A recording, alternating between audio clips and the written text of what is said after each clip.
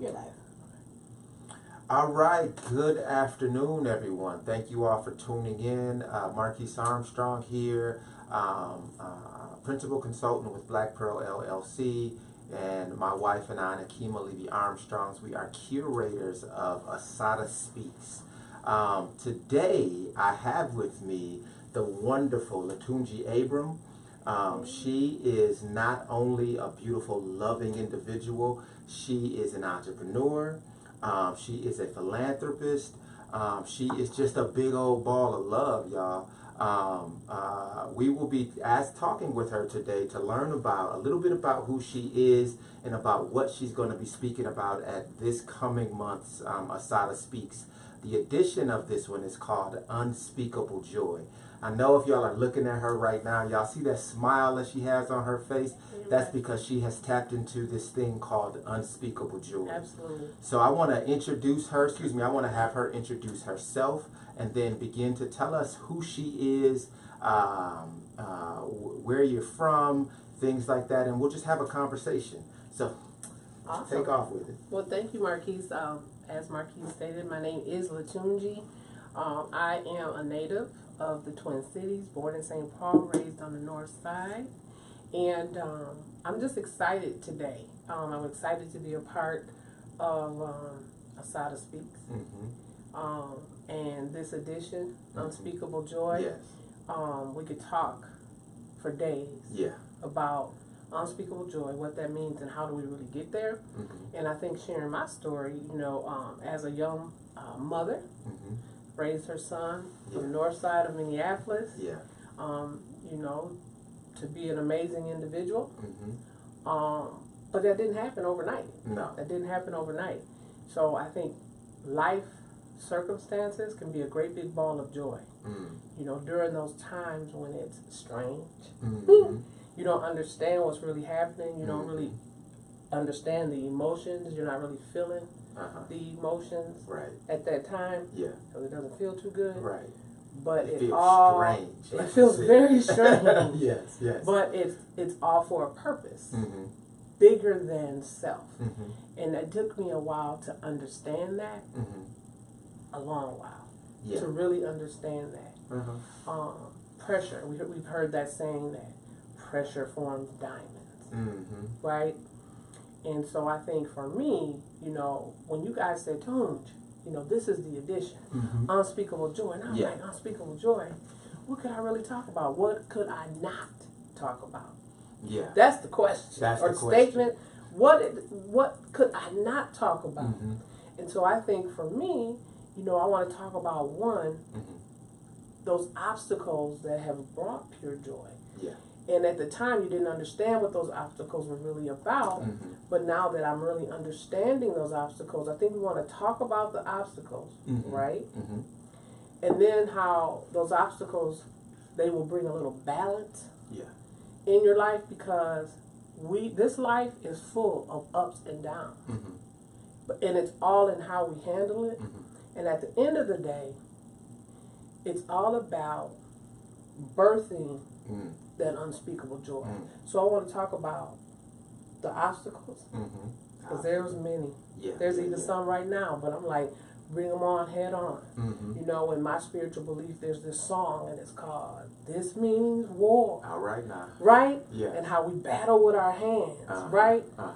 But at the end of the day, there's pure joy, right? And it doesn't feel good in the process, but baby, you come out dying. And you don't even smell no smoke.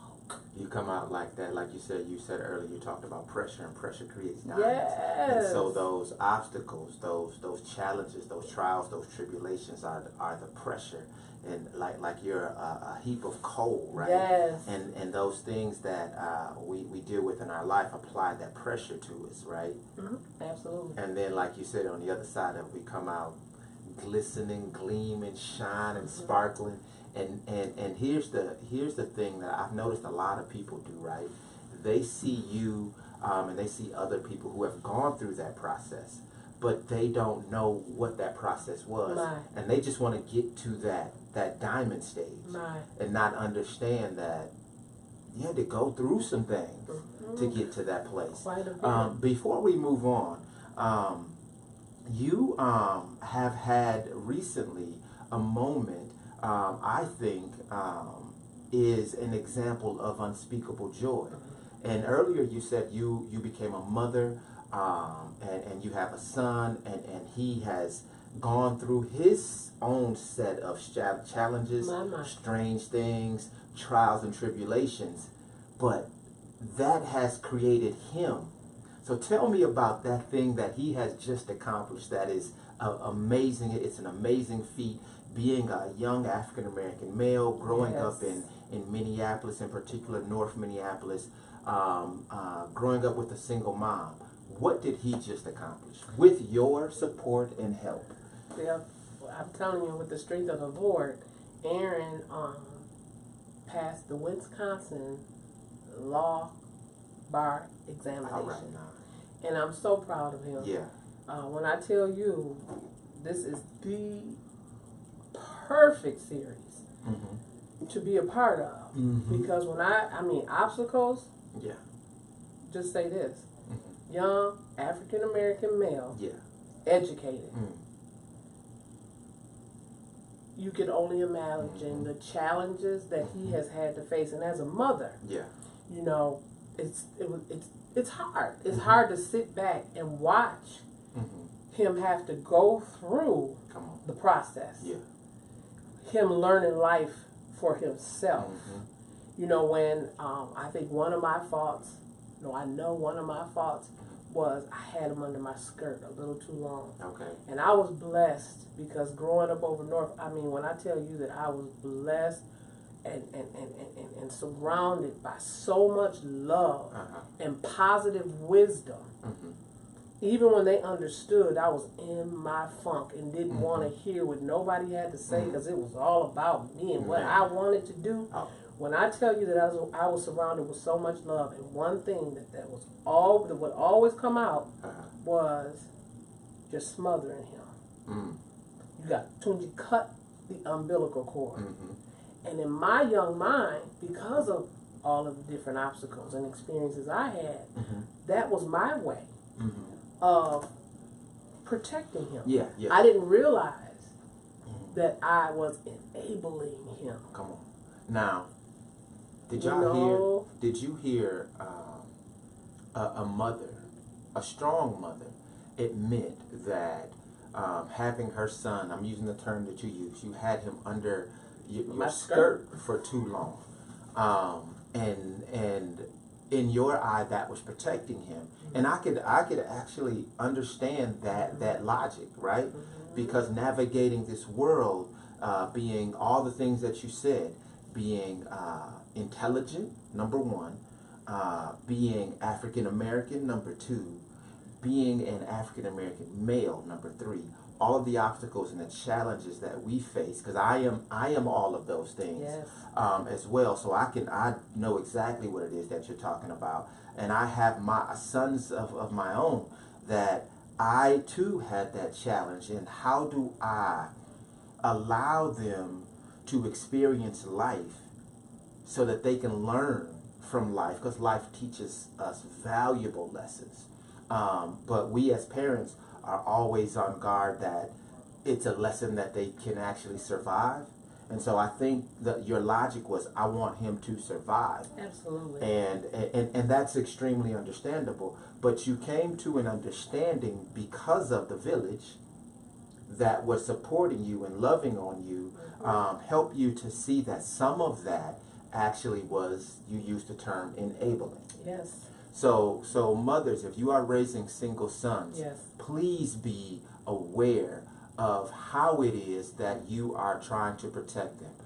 We are not suggesting that you don't protect your children, your sons, your daughters. We need to protect them. But be mindful of, am I helping or am I enabling? What message is it that I'm sending? What lessons am I teaching my children, in particular our sons? So that is a extremely powerful piece of self-reflection.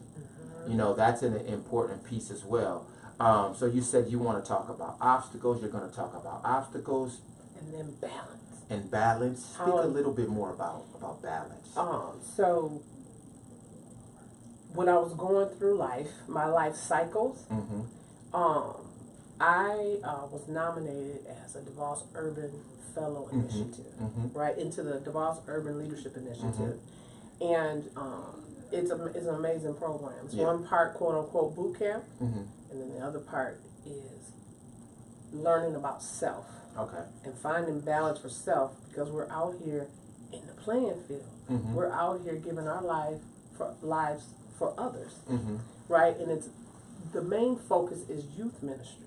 You know, that can be draining. Yeah. Right? Lord, and do I know that. one of the core principles is balance.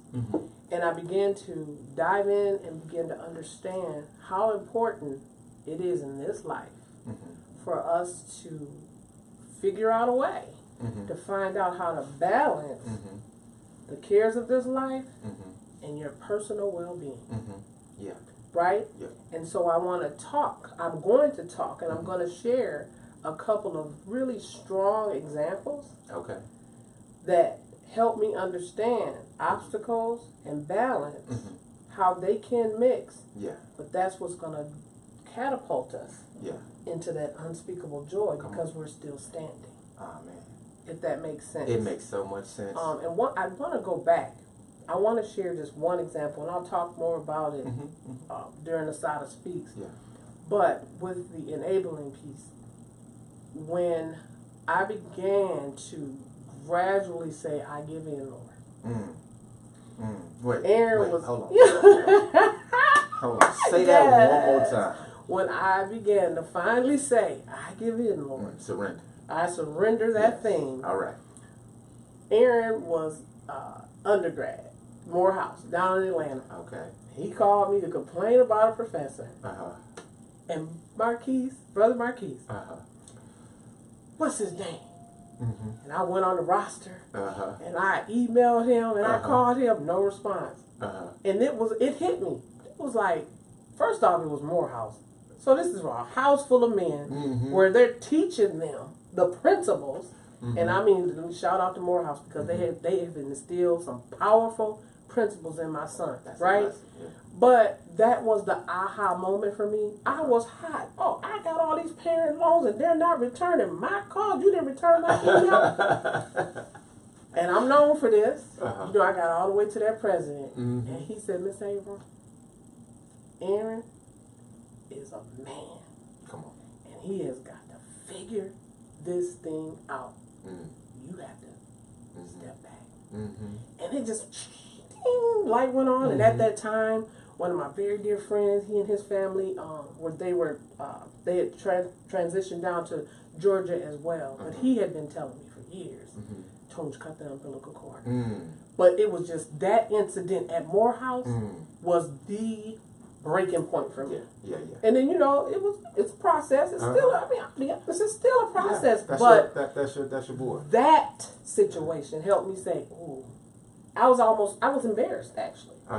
Because here I am in Minnesota, he's down there in Atlanta, and you whining because he knows mom is going to come to the rescue about that grade and about how did you come to the decision about that grade. But that was a defining moment for me. Wow. To say step back. Wow. Cut, snip the umbilical cord. Absolutely. It is necessary. I have had those conversations with many mothers of young men who I've worked with. It's not an easy word to have to share, and I imagine it's not an easy word to have to receive, but it's a necessary word. And so what I heard in all of that is, Lutunji, Miss Abram, my sister, you've done your part. Amen. You've gotten him through being a baby, a toddler, a teenager, adolescent, and now he's a young man. Absolutely. Around men who can help him at this stage. So you did your part. And continuing to. Your part is not over. No. But that part, let go, cut the cord, and release him. Back to God and to the men of Morehouse. And I am going to just go out on a limb and just say that that was probably one of the best decisions that you made. And I'm saying that because of the fruit. The fruit is the unspeakable joy example that you gave, that he has now passed the bar in the state of Wisconsin. Wisconsin. See, God will do it if you let him. Get out the way. You know, you are an amazing sister. We've talked, and you have invited me and my wife to some of the programs that you do here around the cities. Absolutely. Many people may not be aware of how you move silently, right? Just doing what it is that God has called you to do, just being a blessing to members of the community, silently. Not needing to shout it on the mountaintop what it is, that all the many things that you do. But I'm going to highlight, you know, some of those things right now because it's deserving. So you work with young mothers, right? You've been doing that for over a decade, I believe, probably over 2 decades. Talk to us about the work that you have been doing and continuing to do with young mothers. Absolutely. So from a grassroots level, I just help assist in the area of providing resources. I may receive a phone call, Ms. Lutunji, you know, I have this application to fill out for my house and I don't feel comfortable. Can you help me with filling out the application for housing? I've performed group facilitations with young moms and young dads, provided with those beautiful opportunities. At one point through a school district, another point with different organizations, Emerge, like the Head Start, and just facilitating life skill support group types of meetings where we just talk about life, right? I mean, just grassroots. Someone to put that issue on the table, something that they're dealing with, something that they're facing, and someone in that room has faced that situation and they came out on the other side. Well, let's share the route you took. That's pretty much what's going to happen that night at Assata Speaks. We're going to talk about the different routes I took to get to where I am. Okay. And so I take those learned lessons and I bring those into the room. I bring those into the room and I share those with the young moms and I share those with the young dads. And I'm not distracted by my obstacles that I'm facing, because a lot of times when we're meeting with them and I'm being a blessing and I'm sowing into their lives, I got so much going on in my own personal life. But here's my belief. Come on. I'm where I am because I forget about myself and I speak to and I bless in the area that I have no business venturing off into, but I'm going to give because I know that it's going to come back. Right? Right. 10 times. Yeah. And that is that I live by that, but I believe that is something that I live by, and I will continue to give. Now, there are times when it's very stressful. Right? And I'm like, God, well, what about me? Here I'm in my time of need. My emotions are all over the place. But the balance piece, he brings me back to root one, I call it, right? Root one, okay. Square root one, and helps me to remember it's not about you. It's about being selfless. You know, it's challenging when you're trying to be selfless with others, even with your own family. That's something I'm going to point on that night and point out that night as well. It can be very challenging. Sometimes your family can be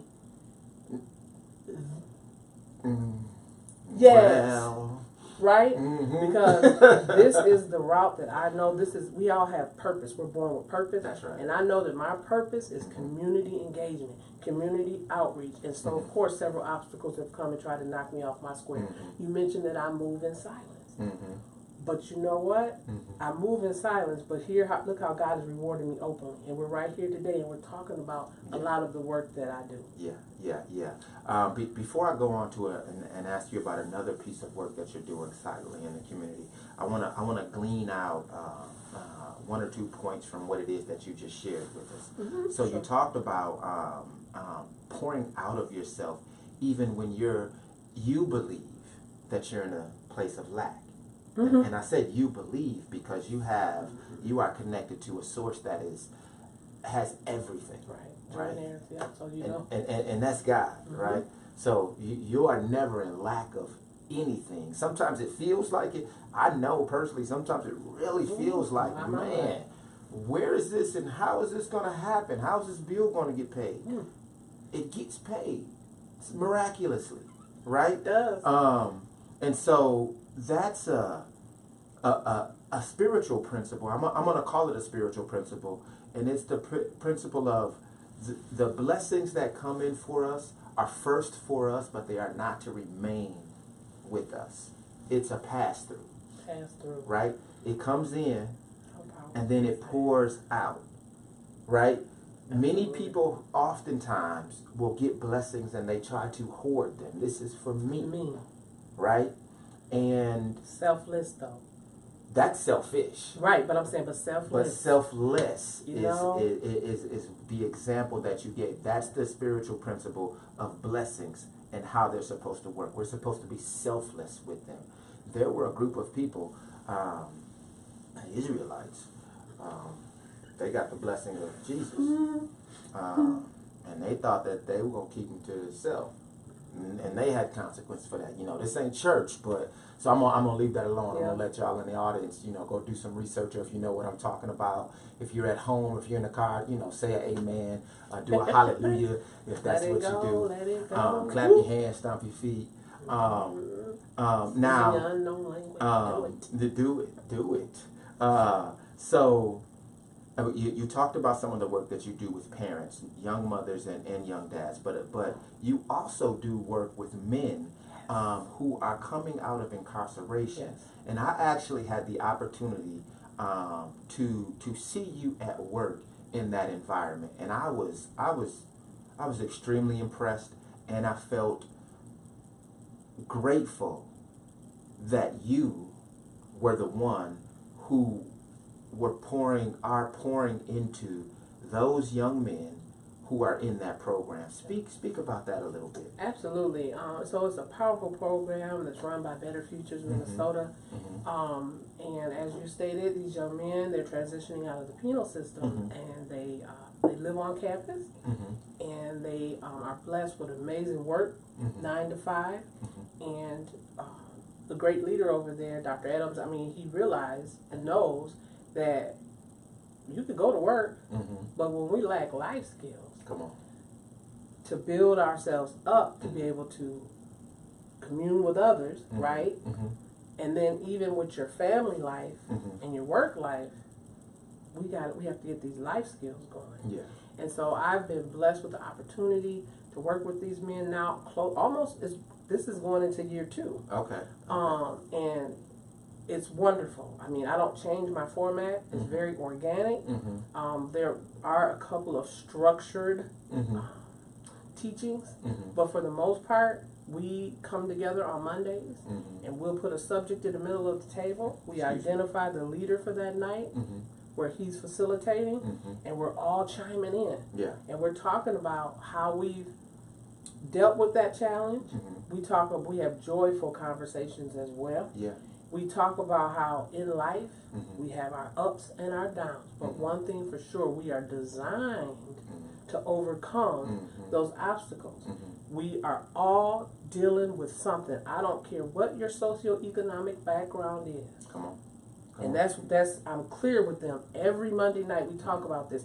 I don't care what your family background is, socioeconomic background is. I don't care who you are. You are dealing with something, and it's all in how we handle it.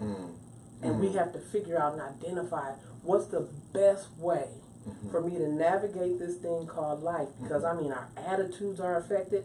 I'm speaking from personal experience. Your attitude it's affected. Yeah. Your lifestyle. You have to be careful who you're surrounding yourself with, because we're dealing with certain issues. There's certain folk we're not supposed to be around. But how do we identify that? Right.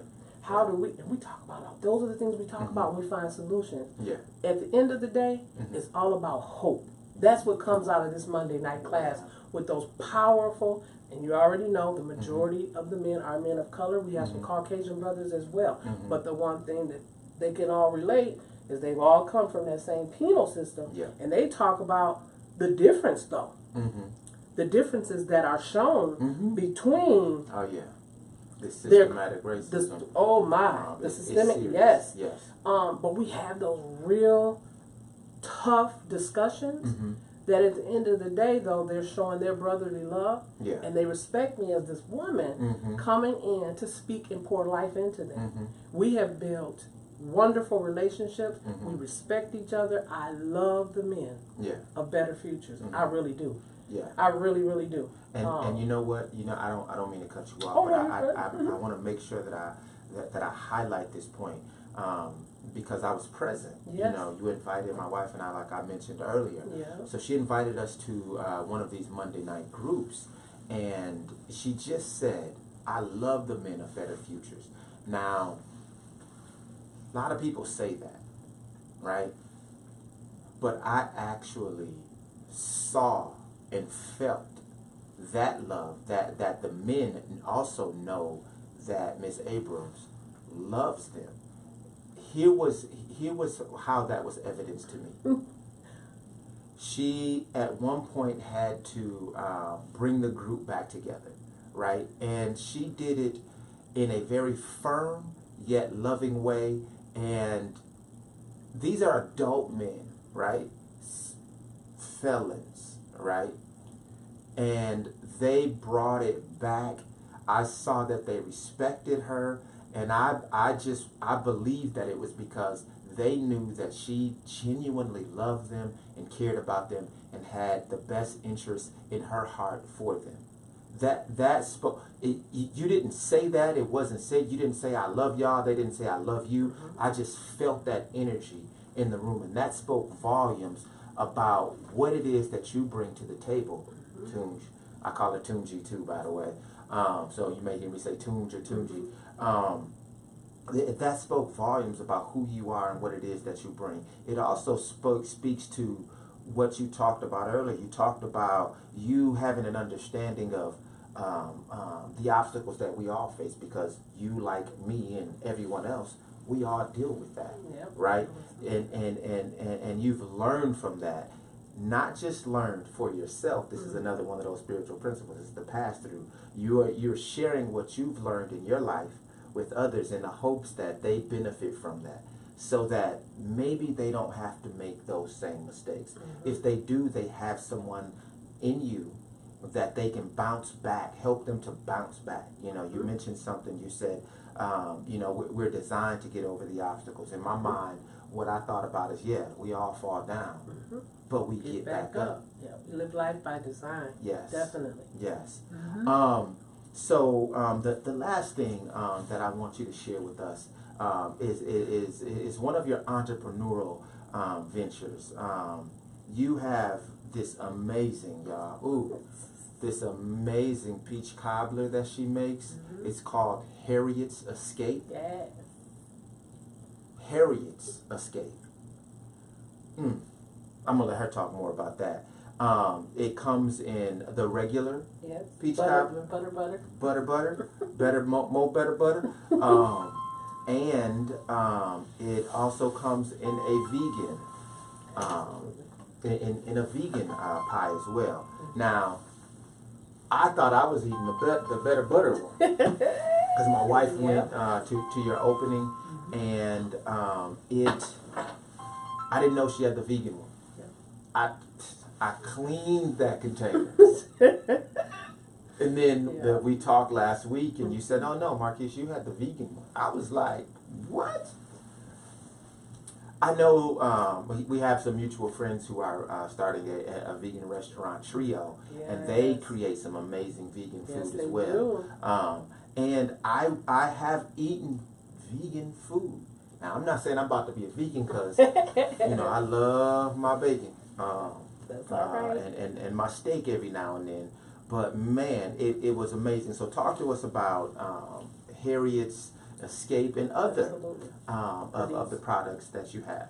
Right. So Harriet's Escape is just amazing. the way the business is taking off. And Marques is being a little light with y'all because he's been indulging in my peach cobbler for quite some time. Family get-togethers. His birthday, I surprised him with one, and it was the regular one, the butter. I tried to tuck it away so nobody could get none, but they smelled it on the way in. Yeah, but it was actually when we were talking about obstacles and finding balance. And there, I put things. I love life is based on themes, and life is based on themes to Lutunji. And one of those things I found is, you know, I found joy. I found a balance in making these peach cobblers, and you know, we go through seasons of life, and we were talking about different obstacles, and there was an obstacle that I faced with regards to employment.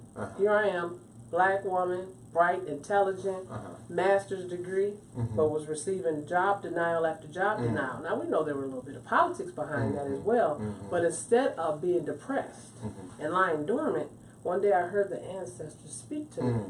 Wow. My grandmother, she said, girl, you better get up. Get up. And I literally was in the kitchen, and I grabbed my little peaches and was just mixing it, and I would just begin to make peach cobblers and be a blessing to friends and everything. Like, Toon, you could really sell this. So I'm experimenting. I started out, I used to make a cake crust. You know, I was making all these different crusts, and then all of a sudden, here we are. See, God has a sense of humor. He knew that this day was going to come in the year of 2018. He had a plan. I didn't know. All I was wondering is, why in the world am I baking peach cobblers? And that was the sole focus. Every now and then I throw my little caramel cake together or my little pound cake. But the sole focus was this peach cobbler. Look, hold on. I have to do this. Look, y'all. Me and Lutunji can get together and we can talk for days on end, right? This is supposed to be, what, 12, 15-minute long video. We have gone. My phone is telling me that the battery is about to die. So what I want to do right now is invite you all to the next Assata Speaks so you can hear more of what it is that she has to share. The next Assata Speaks is scheduled for September 27th. That's 2 Thursdays from now at Brave New Workshops. Brave New Workshops is located at 824 Hennepin Avenue. Doors open up at 5:30. Show begins promptly at 6 o'clock. Look, Lutunji is one of the amazing speakers, and she just dropped a lot of jewels, a lot of gems in this brief conversation that we've had now. The other 2 speakers are powerful as well. It's only $10. You don't want to miss it. Go get your ticket. There will be a link to where you can purchase the ticket at the bottom of this video. Come check us out. Lutunji, my sister, thank you so much. And thank you. Love you. Truly appreciate you for all that you do. Thank you for having me. Yes. All right. Okay.